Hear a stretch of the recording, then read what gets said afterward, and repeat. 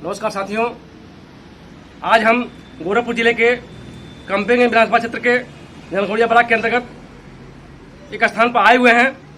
यहाँ पर चुनाव यात्रा के दौरान अपने पार्टी का चुनाव प्रचार कर रहे अखिल भारतीय विश्वकर्मा महासभा के प्रदेश सचिव और समाजवादी पार्टी के जिला सचिव रामदास विश्वकर्मा अपनी पार्टी का प्रचार करते हुए दिखे। खबरदार तक की टीम उनके पास पहुंची और उनसे जानने का प्रयास किया और हम उनसे जानने का प्रयास करेंगे कि समाजवादी पार्टी किन मुद्दों पर यह चुनाव लड़ रही है और जनता का समर्थन किस तरह से मिल रहा है।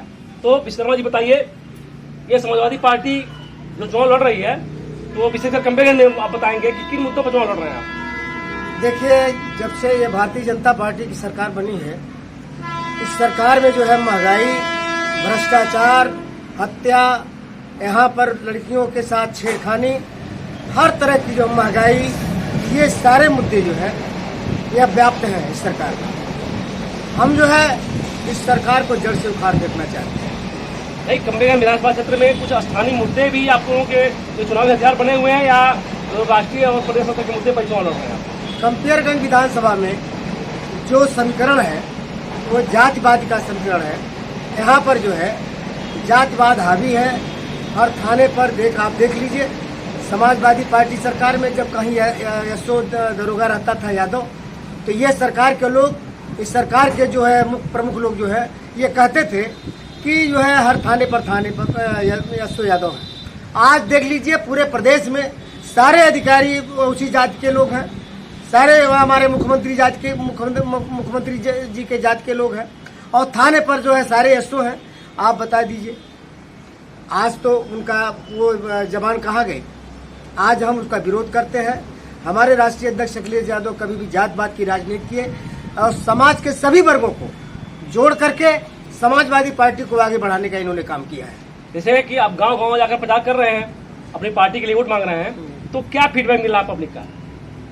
पब्लिक जो है पूर्ण रूप से इस सरकार को उखाड़ फेंकने के लिए तैयार है और काजल निषाद जी को इनको हटाने, काजल निषाद को बड़े पैमाने पर बहुत ज्यादा मतों से जिता करके विधानसभा में भेज करके माननीय अखिलेश यादव जी के हाथों को मजबूत करना। अभी कुछ दिन पहले पिछले हफ्ते में वो फेसबुक पर लाइव हुए थे फतेह बहादुर सिंह और काजल निषाद अपने प्रत्याशी, तो इसका साइड इफेक्ट क्या पड़ रहा है? अब वो उनका विषय है। अब वो कहीं अगर दिखाई देते हैं और कुछ मुद्दों को लेकर के, वो उनका विषय है। लेकिन काजल निषाद एक अच्छी महिला है और वह केवल समाज में जातवाद के बंधन को तोड़ करके वह समाजवादी पार्टी को मजबूत करना चाहती हैं और राष्ट्रीय अध्यक्ष अखिलेश यादव के निर्देश का पालन करते हुए। आप समाजवादी पार्टी के जिला सचिव भी हैं। हाँ। तो हम जानना चाहेंगे कि गोरखपुर जिले में समाजवादी पार्टी को कितनी सीटें मिल रही हैं? समाजवादी पार्टी को लगभग हम पूरी सीट जीत रहे हैं। मतलब 9 में हमारा सदर विधानसभा में 9 सीटें हैं।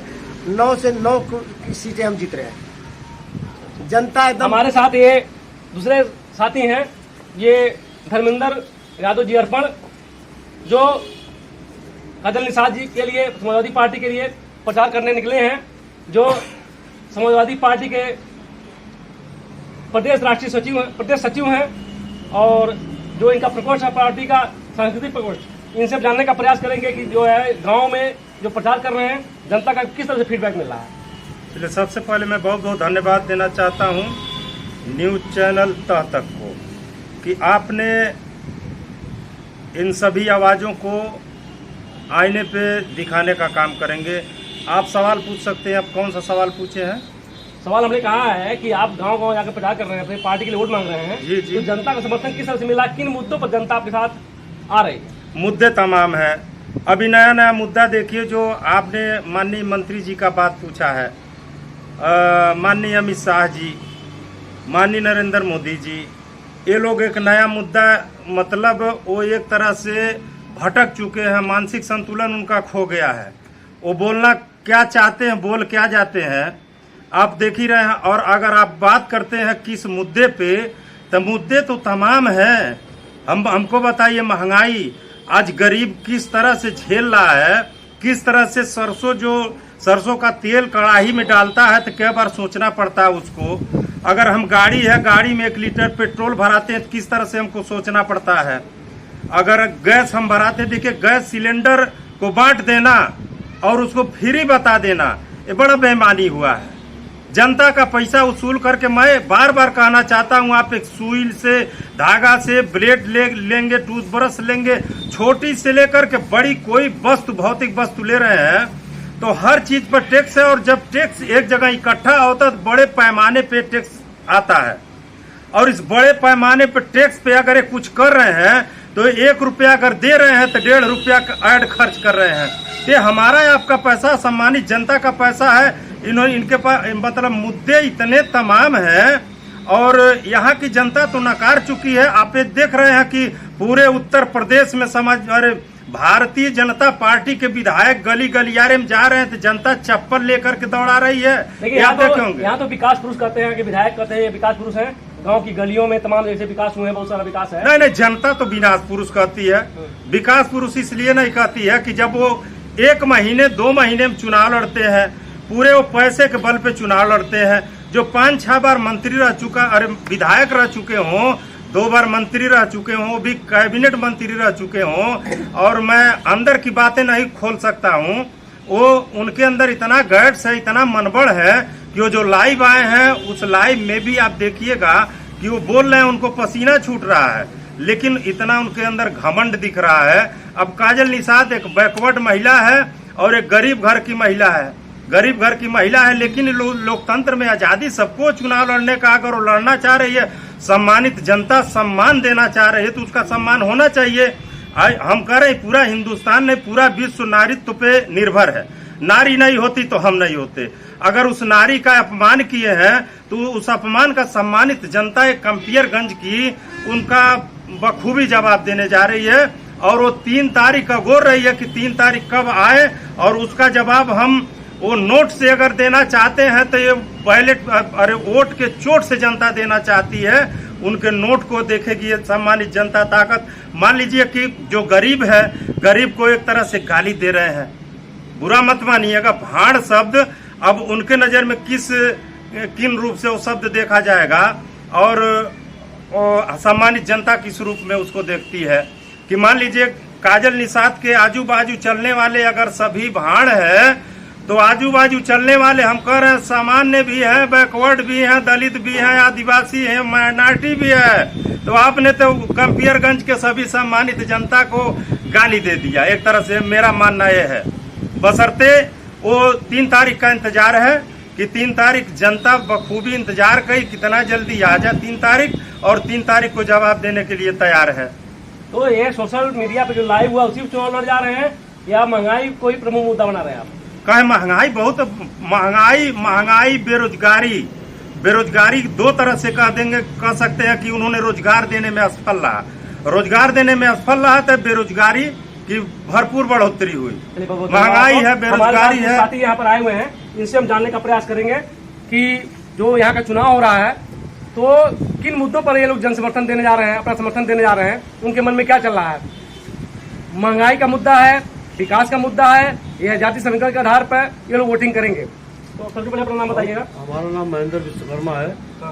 हम महंगाई और बेरोजगारी के मुद्दे पर समाजवादी पार्टी को, भारतीय जनता पार्टी को नकारते हैं और समाजवादी पार्टी को भारी बहुमत से जिताने की अपील करते हैं। यहाँ तो बताते हैं बहुत सारा विकास भी हुआ है।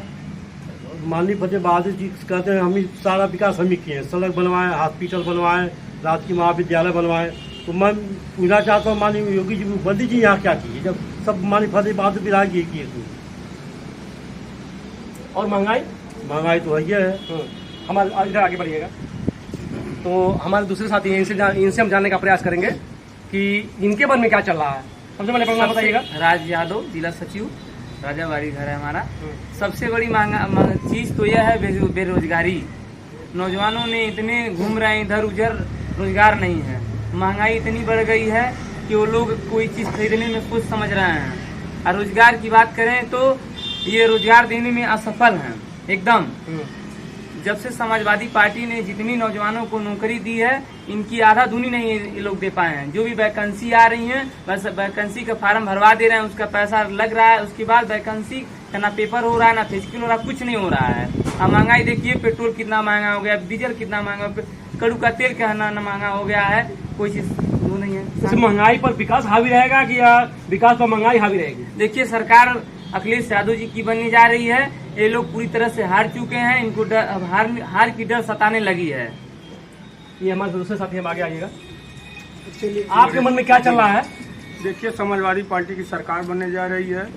भाजपा की सरकार जब से आई है, महंगाई चरम सीमा पर तक पहुंच गई है। भ्रष्टाचार, बलात्कार, हत्या, और जो कहते हैं कि कैंपियरगंज में विकास हुआ है, कैंपियरगंज में विकास हुआ है, कैंपियरगंज में विकास ये हुआ है मुकदमा वाला। जो मुकदमा कोई इनके खिलाफ आवाज उठाएगा, उनके ऊपर ही मुकदमा कर देंगे। यही विकास हुआ है और कुछ नहीं हुआ है।